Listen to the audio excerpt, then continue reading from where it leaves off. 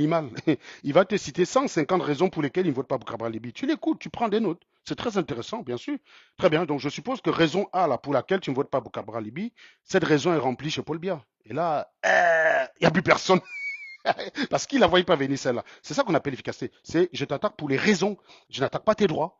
Sardinard qui me regardez, vous, Sardinard, vous avez le droit d'être un Sardinard. Vous avez le droit. Il faut simplement nous expliquer pourquoi vous êtes Sardinard. Parce que si vous venez nous dire, oui, Campton ne sera jamais présent, vous avez le droit de le dire. Mais il faut que vous nous expliquiez, ça ne peut pas simplement s'arrêter au slogan. Sinon, vous êtes un chien. Vous n'êtes pas plus efficace qu'un chien qui aboie. Campton ne sera jamais présent, ce n'est pas un programme politique, connard. Ce n'est pas un programme politique. Tu as le droit de ne pas vouloir Camto. Tu as le droit de vouloir Paul Biya. Mais pourquoi tu t'attaques à un droit? Parce que c'est son droit d'être président. C'est son droit d'être président si les gens le choisissent. Tu n'es pas là, tu n'es pas là. Il ne t'appartient pas de décider s'il peut être président, oui ou non. D'accord? Maintenant, ok, il ne sera jamais présent. Pourquoi il te fait peur? Et on va discuter des raisons pour lesquelles il te fait peur. Et c'est là où le débat doit se porter et non pas dans le fait que la personne défende Paul Biya. Et c'est là où vous aviez tout faux. Et d'ailleurs, je le sais parce que j'en ai joué de cela. J'en ai joué de cela puisque à l'époque où vous m'aviez qualifié de traître et que je me foutais de votre gueule en jouant le sardinat, la seule chose que vous aviez à me reprocher, c'était de dire t'es un traître, t'es un traître, t'es un traître. Je me suis engagé à rien. Je suis un homme libre. Je vous dis, après cette vidéo-là, je peux appeler Nyamsidi, tu es mon frère, je t'aime bien. Je serais complètement taré, hein, on est d'accord, hein, ça n'aurait aucun sens. Mais c'est mon droit. C'est mon droit. Vous ne pouvez rien y faire. Et s'attaquer à ce droit, vous me donnez le bon rôle. N'ayez jamais de position publique qui vise à restreindre les droits des gens, surtout quand vous parlez de changement dans un pays, quand vous parlez de révolution. N'ayez jamais de comportement qui vise à restreindre les droits d'une personne. C'est hyper important. Franchement, c'est hyper important. Ne pas attaquer quelqu'un sur ce qui est de son droit le plus absolu. Je n'irai jamais sur la page de quelqu'un lui dire parle de tel sujet plutôt que tel autre sujet. Ou ferme ta page, arrête. Dis donc, quitte sur Internet, tu ne sais à rien. Ferme ton compte. Tu vois ce genre de conneries que vous êtes souvent courant. Vous avez l'habitude souvent de faire parce que vous outrepassez les limites. Moi, je n'irai jamais faire ça parce que ça n'a pas de sens. Ça n'a pas de sens. C'est la liberté fondamentale. Vous créez votre compte, vous avez un téléphone, c'est vous qui payez l'abonnement. Vous en faites ce que vous voulez. Vous voulez vous mettre à poil sur votre Internet, c'est libre à vous. C'est vous qui allez assumer les conséquences. C'est pas moi. C'est vous. Vous êtes adulte, vous êtes vacciné, ça vous regarde. Voilà. Donc c'est pour dire encore, je reviens dessus et j'insiste fortement.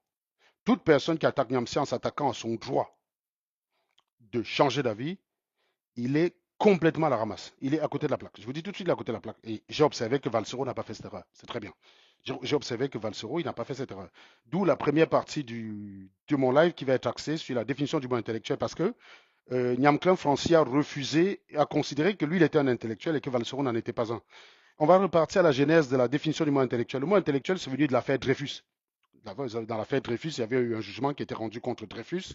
Et il y a des gens comme Émile Zola qui ont lancé un texte qui s'appelle le J'accuse. Il y a une pétition qui a été signée par des gens. Et à l'époque, on a considéré les signataires de cette pétition les intellectuels. Voilà. Et là, vous avez envie de dire, oui, c'était des écrivains, il y avait telle personne, il y avait telle personne, Victor Hugo, blablabla, machin, bidule. Très bien, très bien, très bien. Il y avait aussi des intellectuels qui étaient contre, hein. Il y avait des intellectuels contre la pétition contre le fait de gracier Dreyfus. Donc on avait un choc entre intellectuels. Et là, vous avez envie de me dire, un intellectuel, c'est soit un écrivain, soit un universitaire. Ben non. Dans le lot, il y avait un certain Albéric Magnard, hein, parce que je suis allé regarder la constitution du truc, il y avait Albéric Magnard qui était musicien. Voilà. Il était considéré comme un intellectuel. Et donc la définition d'un intellectuel, c'est quelqu'un qui vit dans son temps, qui essaie d'impulser par la pensée le changement dans son monde, dans la société dans laquelle il vit. C'est ça un intellectuel de base. Bien sûr qu'il y a la définition de l'intellectuel universitaire, mais aussi la définition de l'intellectuel, surtout dans les débats politiques et publics, comme ceux que nous avons l'habitude de mener. L'intellectuel, c'est celui qui, par son action, sa pensée, essaye d'impulser un changement dans la société. Et à ce sens, la Valsero en est un. Et j'ai même déjà dit ici, pour choquer quelques personnes, que, que sur certains aspects, vous allez avoir des personnes autodidactes qui peuvent se considérer à juste titre comme des intellectuels. Donc, je rappelle, hein, Niamsi n'est pas assez con pour ignorer cette définition du mot intellectuel quand il la refuse à Valsero. Et Valsero, par humilité, n'a pas rappelé qu'il en était un, mais il faut le mettre en tête. Premièrement, Valsero en est un. Et c'est pas moi qui vais les lui enlever. Non. Même si Valsero, demain, il attaque Samuel Eto'o et que je me doive de le fumer, je ne vais pas dire qu'il n'est pas un intellectuel. Vous voyez la différence? Je le lui reconnais, même si peut-être il n'en est pas conscient. Valsero est un intellectuel parce que c'est quelqu'un qui, par son action, en tout cas, depuis que je le connais, il a toujours essayé d'utiliser la pensée, l'art, pour impulser un changement dans la société. Il est donc un intellectuel. Parce que s'il faisait. Nyangono du Sud n'est pas un intellectuel, parce qu'il n'essaie pas de faire chanter Nyangono du Sud, c'est.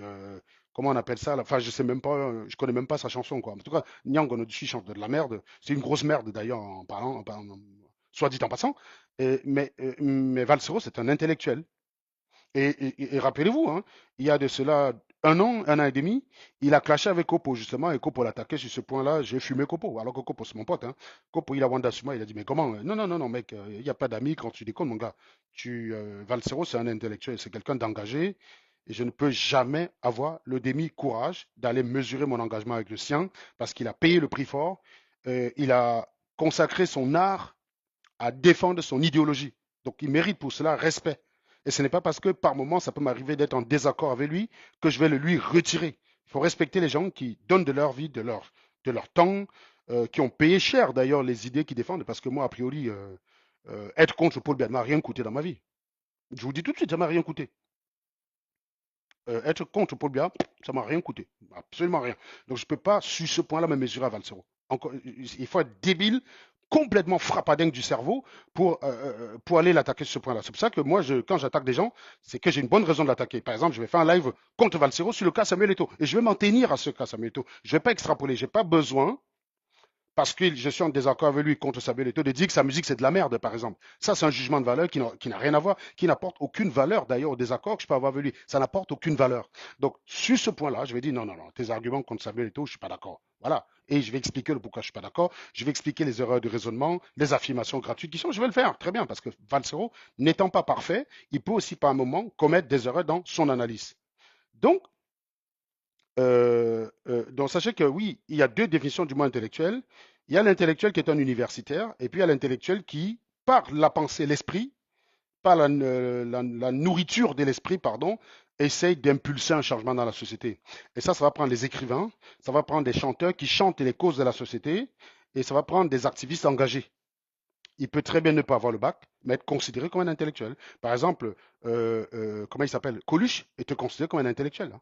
Pourtant, c'était un comique. Je rappelle qu'on a des photos de Coluche avec une plume dans le cul, quoi.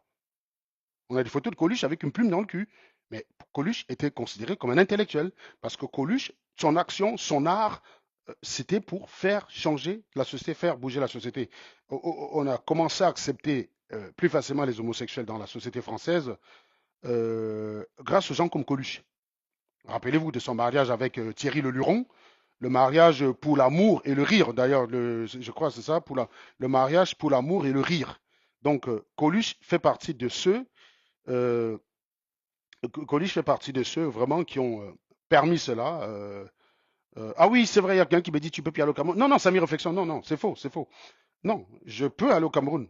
Arrêtez de penser que le régime bien peut tout faire. Non, non, je peux aller au Cameroun. Vous oubliez qu'il y a des gens qui ont fait pire que moi, qui sont là à la canne et qui sont revenus. Arrêtez d'être dans ce rêve-là. C'est pas la peine de diaboliser le régime plus qu'il ne l'est. Il y a des gens qui ont peur d'aller au Cameroun et il y a des gens qui n'y vont pas parce que simplement ils n'ont rien à y faire. Qu'est-ce que tu veux? Avant ça, c'est pas comme si avant 2018 j'allais trop au Cameroun. Sérieusement. C'est pas comme si j'allais trop au Cameroun, les gars. Hein. Je vous dis sincèrement, le Cameroun, c'est pas un endroit où je lève le matin, je me dis ça me manque, quoi. Je suis désolé de le dire parce que je veux que ça change. Je veux que ça change pour mieux avoir envie d'y aller. Voilà. J'ai pas envie d'aller dans un pays où je vais porter une chaussure, la chaussure va se gâter le même jour parce qu'il y a la boue partout, je sais pas quoi là. Non, non, non, non, non, ce pays Allez, j'aime le Cameroun en tant qu'espace géographique, c'est vrai, parce que c'est la terre qui m'a vu naître. Mais franchement, ce que les hommes qui y vivent en ont fait ne m'intéresse pas, ça me donne pas envie d'y aller. Voilà, je préfère toujours garder cette image du Cameroun en tant que concept, on va dire ça comme ça. Mais non, non, non, je crois que je peux très. Le gouvernement bien n'a rien contre moi. Ils n'ont rien à me reprocher. Voilà, je vous dis tout de suite, ils n'ont rien à me reprocher. Donc ils ne peuvent pas me retenir si je vais au Cameroun. Ils n'ont aucune raison. Et je crois que j'ai déjà expliqué ça ici suffisamment. Je leur ai rien fait de mal. Euh, et d'ailleurs, même si on veut partir sur le truc que j'avais dit dans la voiture, selon la loi camerounaise, il y a prescription. Voilà, donc c'est terminé. Déjà, ça ne vaut pas peine d'emprisonnement, et même ça, il y a prescription. Donc il peut même plus m'attaquer par rapport à ça. Donc il faut laisser ça. Non, non, le Cameroun, c'est juste que ça ne m'intéresse pas, mais je peux aller au Cameroun. Il y a quelqu'un qui dit l'idéologie de Valsero, c'est quoi? Le changement de mentalité. J'ai connu Valsero, Lindo Endo, j'ai connu Valsero, il parlait de la zombification des Camerounais. Ça m'a touché. Parce que pour moi, le véritable problème au Cameroun, c'est la mentalité. Ça, c'est les propos d'un intellectuel. On a zombifié les Camerounais de telle enseigne qui ne savent pas distinguer ce qui est correct de ce qui n'est pas correct. Vous ne savez pas faire. Vous ne savez pas distinguer ce qui est... Vous avez même perdu toute humanité. Vous ne savez pas distinguer ce qui est humain de ce qui ne l'est pas. Vous n'avez plus de cœur, les gars. On vous a zombifié. Et ça, le premier combat de Valsero avant d'aller vers Maurice Kamto, c'était celui-là. Et là-dessus, je me retrouvais 100% avec lui. Vous ne vous posez jamais des questions sur ce que vous pouvez faire pour la société. Ça, allez écouter les anciens discours de Valsero. Hein. C'est ça son idéologie. C'est le changement. Donc, celui qui veut réduire Valsero au kamtoïsme comme Lindo Endo, je sais que tu fais le con. Alors, si je te demande d'avoir le courage de monter ici, défendre ton idée, tu ne monteras pas. Et je peux d'ailleurs faire l'expérience que tu n'es pas prêt à monter, assumer ce que tu es en train de dire de Valsero. Hein. Lindo Endo bidule là. Hein. Envoie ta demande s'il te plaît, Lindo Endo. On verra bien que tu ne peux pas le faire. Je t'envoie une demande. Parce que si tu ne me prends pas la demande, est-ce qu'il y a le live là? S'il ne me prend pas, voilà. Il n'a pas pris. Voilà, c'est ça, il n'a pas pris. Je savais. Je savais. C'est quoi son idéologie? Tu crois qu'une fois que tu as demandé. Mon cher ami, je vais t'expliquer quelque chose. L'appel à l'ignorance n'est pas un argument. Je recommence. Écrivez ça pour imiter l'animal qui est tondu ce soir. Écrivez ça. L'appel à l'ignorance n'est pas un argument. Faire mine de ne pas savoir ce que Valsero défend n'est pas un argument pour dire qu'il ne défend rien. Ça ne marche pas, mon gars. Vous avez peut-être l'habitude de faire ça au bar entre 2 et 33, ça ne marche pas. Ce n'est pas parce que vous aimez pas quelqu'un que vous devez nier son action. Appliquez souvent le principe de charité. Part simplement du principe que, ok, Valsero, je vais te dire ce que c'est que le principe de charité. Le principe de charité, c'est de dire, je ne suis pas d'accord avec Valsero. Et j'aimerais comprendre ce qu'il fait. J'ai parti du principe que Valsero de bonne foi veut le changement au Cameroun. Je pars de ce principe-là. Et je m'en vais discuter avec lui pour lui dire, Valsero, la voie que tu prends n'est pas la bonne. Et je t'expliquerai pourquoi ce n'est pas la bonne. Mais ça s'appelle le principe de charité.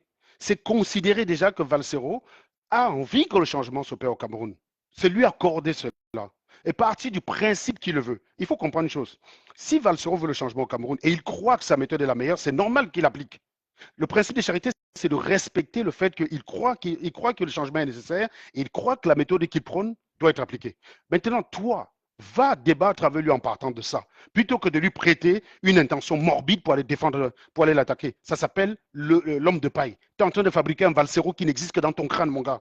Le Valsero que tu fabriques, il n'existe que dans ta cervelle.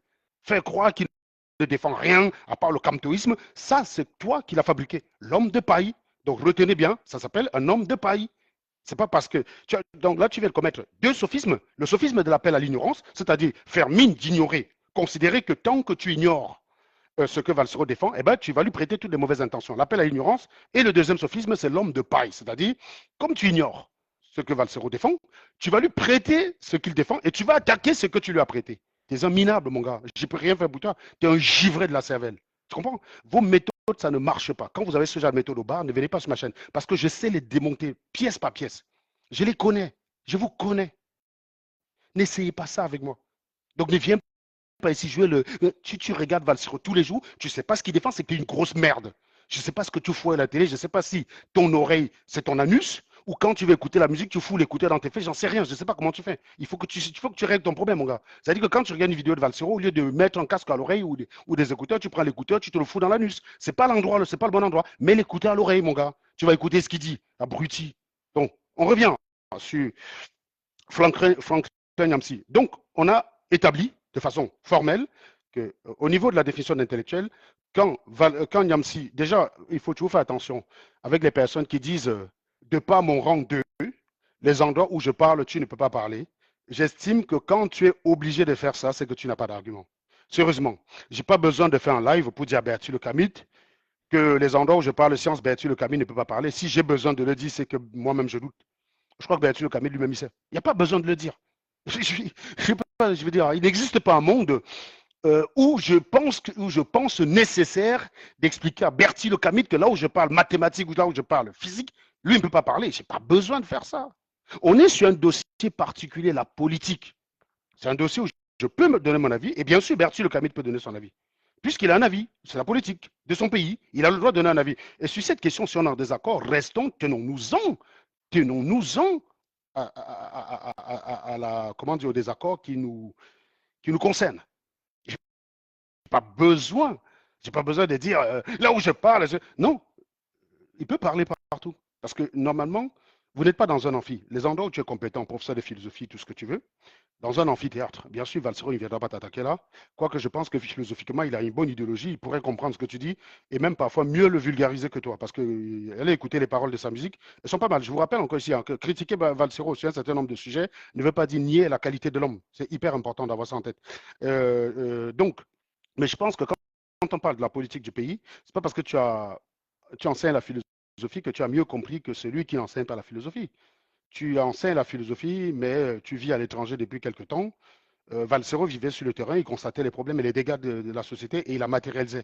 Il a aussi un niveau d'étude quand même, c'est pas un blaireau. Quand vous écoutez ces textes, c'est pas les textes écrits, c'est pas un texte écrit par un vendeur d'eau glacée comme Yangono du Sud ou un vendeur de marmite comme Yangono du Sud. C'est quand même écrit, c'est des textes écrits et dans la famille de Valsero, c'est plutôt des gens qui sont instruits, hein, puisque je connais son grand frère. Donc voilà, je veux dire. Donc la question est réglée pour la partie intellectuelle et je suis assez surpris que Franklin Yamsi, professeur de philosophie, ne sache pas ce côté-là et le refuse à Valsero. Vous voyez, on est encore là dans l'émotion. Je n'aime pas Valsero, je lui refuse tout, même ce qui lui revient. Donc, non, Valsero est un intellectuel et ça, il faut bien que tout le monde le rentre dans le crâne. Même le Sardina qui regarde ce live, n'allez pas attaquer Valsero de ce côté-là, vous partez perdant. Il est un intellectuel.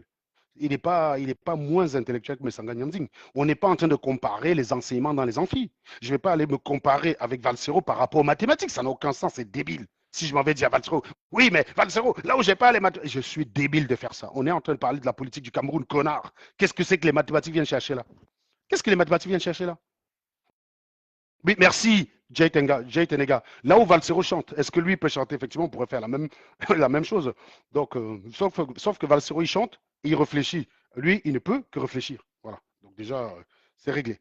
Deuxième argument, et cette fois, on va laisser les attaques envers Valsero. Et je trouve d'ailleurs que Valsero, là encore, il fait preuve d'intellectualité parce qu'il a réussi à trouver un mot.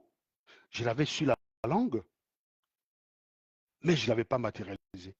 Intellectuel à gage. Ça a un sens. S'agissant de Niamsi. Vous allez comprendre pourquoi. Ça a un sens intellectuel à gage. Ça veut dire quelqu'un, et vous savez que je vous ai toujours dit sur Internet que je combattais avec virulence les personnes qui utilisaient leurs connaissances pour embobiner les foules. J'ai véritablement un problème avec ça. C'est la raison pour laquelle ça a été l'époque où j'attaquais Mvutu. Parce que je croyais vraiment qu'Mvutu réfléchissait. Je croyais qu'elle réfléchissait. Je croyais qu'elle avait un doctorat. Je vous dis tout de suite. Je croyais qu'elle avait un doctorat. Et je trouvais que cette meuf utilisait l'autorité qu'elle avait avec du fait de son doctorat pour embobiner les foules. C'est la raison pour laquelle je la fumais. Bon, j'ai été assez rassuré de voir que c'était une fariboleuse, hein. C'était une, comment on appelle ça là, une usurpatrice, hein, puisqu'elle n'a que le bac. Et donc désormais, normal, il faut classer les propos d'un Voutou comme les propos d'une crétine bachelière, comme quelques-unes qu'on... un Voutou, c'est du même niveau que Cynthia Fiangan. Je trouve même d'ailleurs que Cynthia Fiangan, pour les peu de fois que je l'ai écoutée, elle est beaucoup plus pertinente et beaucoup plus agréable à écouter qu'un Voutou. Donc, j'ai envie de dire, Mvutu, il faut la classer dans la catégorie des Cynthia Fiangan et compagnie. Je trouve que même la comparer avec les gens comme l'étoile cribienne, c'est même une insulte pour l'étoile cribienne. Bien que je fumasse l'étoile cribienne, je pense que l'étoile cribienne est un peu au-dessus. Un peu au-dessus, quand même. D'accord. Donc, il faut, voilà, il faut les remettre dans leur posture. Quoi. Donc, c'est pour dire qu'effectivement, oui, c'est un intellectuel à gage, parce qu'effectivement, ces changements d'avis, on ne les comprend pas. On ne comprend pas ces changements d'avis. On ne comprend pas. Et on va interroger ça tout à l'heure. Donc, premier argument contre Maurice Kamto. Maurice Kamto il reproche à Maurice Kamto d'avoir servi Paul Biya. Il dit, euh, il dit que lui, il ne va jamais servir Paul Biya. Bon, c'est un peu drôle quand même, parce que c'est un peu comme si, je disais à Jay-Z, ouais, mais ton problème, c'est que tu as piné Beyoncé. Moi, Serge Anango, je ne vais jamais piner Beyoncé. Est-ce que vous voyez un peu l'absurdité du propos pas? Le fait qu'il se compare à Maurice Kamto en disant que toi, tu as servi Paul Biya, moi, je ne servirai jamais Paul Biya. Bah, déjà, il faudrait qu'on t'ait proposé de servir le Paul Biya. Bah, parce que je pense que si on te l'avait proposé, tu l'aurais pris, Niamsi. T'es une grosse pute. T'es une pute, Niamsi. T'es pire que Momo. À une époque, j'avais dit que Momo, c'est une pute qui prenait par les trois trous. Toi, tu es une pute qui doit prendre même par un quatrième trou, je ne sais pas, par l'urètre. Je ne sais pas. Je sais pas si c'est un quatrième trou. Mais tu es une grosse pute qui prend par quatre trous. Donc, si on te proposait d'être ministre, je ne crois pas que tu aurais refusé. Quand je vois comment tu as volé l'argent des associations.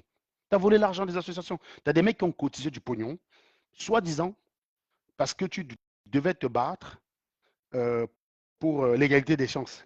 Tu as pris ça, tu as foutu sur ton compte privé, quoi. Donc, tu as été condamné en France. Tu es un repris de justice. Tu es un voyou, Niamsi. Tu es un repris de justice. Tu es un escroc. Avec une telle moralité, comment faire croire aux gens que si tu avais la possibilité d'être aussi ministre et voler l'argent au Cameroun, tu aurais renoncé? Non, mais sérieusement, tu essaies de faire croire ça à qui? Toi-même, tu crois à ce que tu dis, Niamsi? Non, mais attends, c'est entre nous. Regarde-moi les yeux dans les yeux. Là. Ouais, toi, Popo. Niamsi, c'est entre nous. C'est entre nous. Donc, si Popol te proposait d'être ministre, comment tu allais refuser? Sérieux? Non, non, dis-moi que tu allais dire non. J'attends trop de morale, quoi. Tom, quand tu dis ça, tu vas t'éborder. Je suis sûr que Tom, tu es en train de rigoler là. Tu trouves que c'est la pente? Non, tu rigoles toi-même. Non, tu aurais accepté, connard. Tu aurais accepté. Hein? Voleur. Un voleur n'a pas de moralité.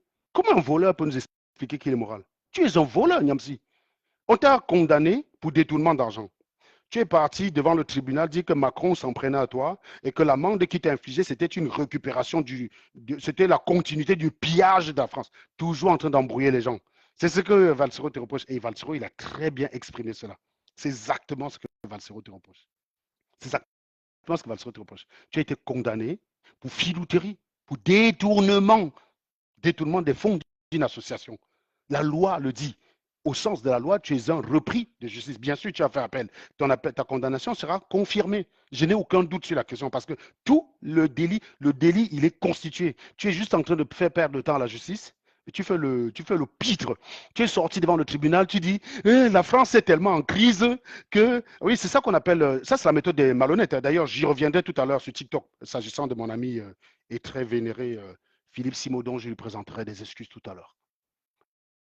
À 22h30, Simon, je te demande pardon.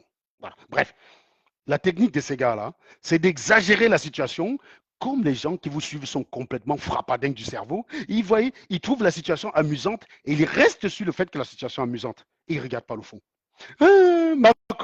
Macron me condamne, je suis condamné à une peine d'inéligibilité. Je ne savais pas que Macron avait désormais peur de ma candidature. Mec, quand tu es un voyou, tu es condamné à ne pas pouvoir gérer des affaires en France, point barre. Tu ne peux pas ouvrir d'entreprise et tu ne peux pas être élu. Quand tu es détourneur d'argent, on ne peut plus te confier la gestion de quelque chose de public. Tu es restreint dans le type d'entreprise que tu peux ouvrir. Si ça implique l'argent des gens, on ne te laisse pas. Si ça n'implique que ton pognon, oui, il n'y a pas de souci. Tu es condamné, c'est la loi. Mais tu as des givropathes mentales qui te suivent, se sont convaincus que Macron t'a condamné à l'inéligibilité parce qu'il avait peur que tu te présentes contre lui. Et tu oublies de dire à tes chefs que Macron en est à son dernier mandat. Autrement dit, ta candidature, si jamais elle était avérée, ne menace nullement Macron. Macron, il a son dernier mandat, il ne peut pas se représenter en 2027. Il ne peut pas. Donc tu le menaces en quoi? Ah ben non, quand tu sais que tu as des chèvres, tu balances un truc comme ça, là, les chèvres courent. Yamsi, vraiment, tu es drôle, tu nous as tués. Tu nous as tués, Yamsi. La France veut piller de l'Afrique. La France te condamne à une amende de 10 000 euros parce qu'elle veut piller l'argent de l'Afrique. Et voilà comment tes chèvres se sont éparpillées. Non, tu les maîtrises, gars. De ce côté-là, je te salue. Je te salue. Je dis non, non, tu maîtrises. Tu maîtrises tes chèvres. Tu les maîtrises, mon gars. Tu les maîtrises. Propre. Tu maîtrises tes chèvres, Yamsi. Voilà. Donc, effectivement, tu es un repris de justice, tu es un escroc, tu es un voleur, tu as volé l'argent des gens, tu es parti mettre sur tes comptes d'épargne. Tu n'as pas répondu sur ces points-là. Tu as été attaqué, tu as fait une caricature à mes photos, tu m'as qualifié d'être un vendu de la France. Hein, c'est-à-dire que tu as dit que nous, on pointait à la DGSE pour venir mettre des animaux de ton espèce hors d'état de nuit, mais sauf que tu ne t'es pas appelé animal, puisque ça va de soi, tu t'aimes, c'est normal. Tu t'es qualifié de révolutionnaire, des gens qui veulent que l'Afrique avance. Non, tu n'es pas utile pour l'Afrique, même si. Nous, on combat justement les personnes comme vous.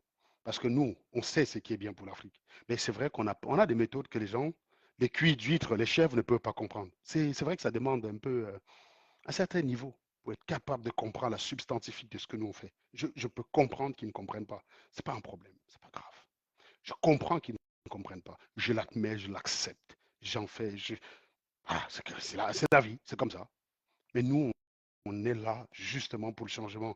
Toi, tu es exactement ce qu'on combat. Un escroc, un voleur, un détourneur. Quand tu arrives à détourner les petits milliers d'euros, les miettes qu'on t'a donné, tu crois que c'est un budget au Cameroun que tu aurais pu gérer, mon pote? Non, sérieusement. Hein? On t'aurait mis ministre des Finances, là.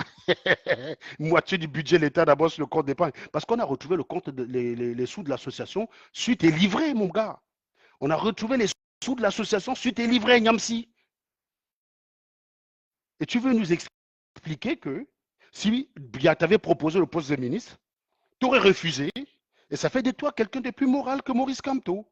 Et d'ailleurs, sachant que, encore une fois, sachant que par le passé, tu estimais justement que Maurice Kamto montrait la voie parce qu'en ayant servi le président Paul Biya, il a utilisé la voie du droit pour récupérer Bakassi et en ce sens, c'était un succès. Alors explique-nous pourquoi du coup c'est devenu un crime ce matin d'avoir servi Paul Biya. Parce que attaquer Maurice Kamto sur ce côté-là, c'est absurde. Absurde. Moi, je refuserais de servir Paul Biya, pas parce que j'ai un problème avec Paul Biya. Je pense que si on veut changer le Cameroun, à un moment donné, on doit pouvoir se mouiller. Le truc, c'est que, est-ce que si je sers Paul Biya, j'ai les moyens de ma politique? Non. Donc, c'est pas la peine. Si Paul Biya m'appelle un jour, il me dit, Serge, voilà un décret qui te protège. D'ailleurs, je signe même devant le FBI que si on s'en prend en toi pour quoi que ce soit, le FBI a le droit d'intervenir au Cameroun. Ce décret-là te protège et te donne tous les droits pour agir conformément à ta conscience. Je signe direct. Première décision, je fous d'abord à Tangan Jantol, puisqu'on m'a demandé d'agir conformément à ma conscience. Je fous à Tanga Jantol, je fous Jacques Famin Dongantol, je fous Laurent Soantol. Première décision directe. C'est-à-dire que dès que je prends fonction, ministre plein pouvoir là, bam. Non, je vais accepter, gars. Je vais accepter. Parce que tu ne peux pas avoir l'occasion de changer, tu refuses. Tu peux pas. C'est pas un crime de servir son pays. Travailler pour le gouvernement du Cameroun, ce n'est pas servir Paul Biya. Bien sûr qu'il y a des ministres qui ont considéré que c'est servir Paul Biya. Je n'ai pas vu Maurice Kamto dans ce registre-là. Moi, j'ai été au Cameroun quand il était ministre, avant de partir, où je crois. Non, non, non. Je suis arrivé en France quand il était ministre. Honnêtement, je ne l'ai pas vu parmi les atalakouistes de Paul Biya. Je ne l'ai pas vu dans ce registre-là. Si quelqu'un a des vidéos de lui en train d'alakouiter, Paul Biya, évidemment, quand tu es ministre d'un président, tu es obligé de respecter ce président, même si tu n'es pas d'accord avec lui fondamentalement sur sa politique. Tu dois avoir du respect quand tu t'exprimes le concernant sur la place publique. Ça s'appelle la politique. Ça s'appelle la politique. Tu ne peux pas dire, je suis ministre de Paul Biya, je ne partage pas sa politique, je suis juste là pour défendre un dossier qui concerne mon pays, et lui, je l'emmerde. Non, tu ne peux pas. La politique a des obligations. Et j'ai souvent l'habitude ici de vous rappeler que moi-même, j'ai grandi en me forgeant aussi. Quand j'ai commencé à travailler en tant qu'ingénieur, je pensais que celui qui avait raison, c'est celui à qui les calculs donnaient raison. J'ai souvent envoyé des scuds à mes chefs pour les fumer. Ne voyez pas comment. J'ai dit, j'avais le sang chaud. Hein. J'ai des entreprises où j'ai été blacklisté parce que j'ai balancé des scuds au chef pour le fumer propre. Parce qu'il ne comprenait rien. Il était mon chef, il ne comprenait rien et il voulait m'intimider parce qu'il était mon chef. Je l'ai fumé. Aujourd'hui, je ne le ferai plus. J'ai grandi, mon gars. Non, aujourd'hui, je t'explique. Hein.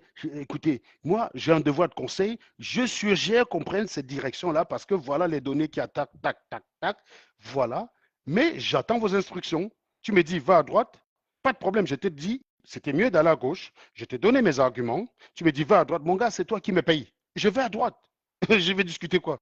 Non, j'étais trop passionné. Non, non, maintenant je suis. Hey, j'ai des collègues qui croient que je peux faire la politique. C'est dire à quel point j'ai grandi de ce côté-là. Je vous jure, j'ai des collègues qui croient que je peux faire de la politique. J'ai dit, putain, vous ne me connaissez pas, les gars. Vous ne connaissez pas le vrai Serge Anango. Non, non, j'ai grandi. Donc, il faut savoir que ça s'appelle de la politique. Donc, oui, vous allez peut-être avoir des phrases où Maurice Kamto s'exprime sur Paul Biya en public, où il lui donne les honneurs qui revient au président en concert, le président de la République du pays dans lequel on travaille. Mais travailler pour le gouvernement, de base, ce n'est pas censé être travailler pour Paul Biya. C'est aussi une façon de servir son pays. Voilà. C'est pour ça que si on a les résultats, tout va bien. Il se trouve qu'il y a des résultats, il en a. Momo, je cherche encore les résultats parce que Momo avait promis dès le départ que s'il est ministre, avec l'argent qu'il a, il pourra partager l'argent dans son village. Je trouve que c'est un programme un peu léger. Maurice Kamto a été président, a été ministre pour récupérer Bakassi. C'est quelque chose qui relève du patrimoine camerounais. Son nom rentrera dans l'histoire, c'est comme ça, c'est réglé, terminé. Ça peut énerver les sardinards aujourd'hui, bah, tant pis pour eux. Et hier, il y a un homme qui se félicitait pour ça, c'est Franklin Nyamsi, qui disait que c'est une chance qu'au moment où il fallait négocier les tractations pour Bakassi, c'est Maurice Kamto qui était là, parce que grâce à la présence de Maurice Kamto, ça s'est fait par le droit et non par le sang. Et aujourd'hui, tu lui reproches d'avoir servi le gouvernement. Donc, il faut que tu m'expliques, Nyam Klein Francis, là. C'est là où je ne comprends plus. Tu es justement en train de lui reprocher exactement ce que tu as apprécié hier. C'était ce que tu lui reproches aujourd'hui, c'était une qualité hier. J'aimerais que tu nous expliques pourquoi, Franklin. Il faut que tu nous expliques. Tu as le droit, hein, tu as le droit de changer d'avis, mais là, il faut que tu nous expliques, là. Là, je ne comprends pas. Pourquoi ce qu'il a fait avant est bien, et subitement aujourd'hui, c'est un crime. Ça fait qu'il est plus sale que toi. Il faut que tu m'expliques, Niamsi. Il faut que tu m'expliques. Voilà. Et donc, je rappelle que la phrase qui consiste à dire il a été ministre de Paul Biya, moi, je ne serai jamais ministre de Paul Biya, non, non. Il faut déjà être dans les dispositions. Il faut déjà qu'on te propose, c'est un peu comme si j'ai dit, bon, je ne pinerai jamais Beyoncé, quoi. Bah, faut dire que Beyoncé veuille me donner son gésier pour que je puisse refuser. Hein. Donc, c'est une phrase qui veut strictement rien dire. Ta phrase a la même valeur de vérité que moi disant que je ne pinerai jamais Beyoncé. Non, non, non, non, moi, perso, je ne pinerai jamais Rihanna. Voilà, voilà. Non, non, je le dis. Je... Tu discutes avec moi, je te dis que je ne pinerai jamais Rihanna. Tu discutes, je te dis, hein. Oh, faut pas discuter les choses que tu ne connais pas. Je te dis. Vous voyez que c'est ridicule comme phrase, c'est débile. Donc, on revient maintenant sur le coup d'État pour accréditer l'idée que tu es un intellectuel à gage, parce que Valsero, dans ces 10 minutes, il ne peut pas l'expliquer. Il a trouvé le mot, mais moi, j'ai des arguments pour le mot. En 2018, tu étais contre le coup d'État.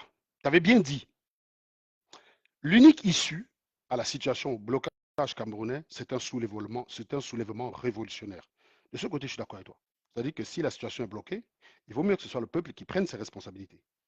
Et donc, décide de mettre quelqu'un en place, décide l'organisation des élections. Quelqu'un qui organise les élections, voyant que le peuple vient de se soulever, ne va pas essayer de truquer. Donc, si le peuple prend ses responsabilités et qu'il y a une organisation des élections transparente, ça peut conduire à quelque chose de bien. Tu avais dit que l'armée de Paul Biya est brutale et que faire confiance à l'armée pour renverser Paul Biya, c'est remplacer Paul Biya par quelque chose de pire. C'est toi qui le disais en 2018.